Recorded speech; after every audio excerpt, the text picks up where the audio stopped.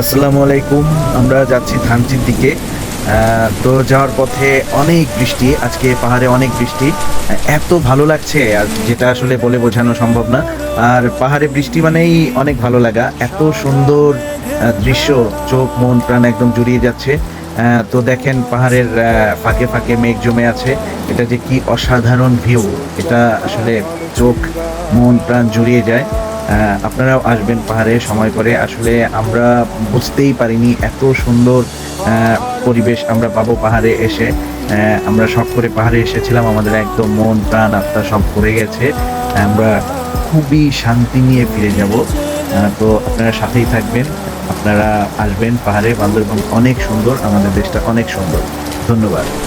চলে তোমার আমার প্রেমের কথা বলা, নদীর জল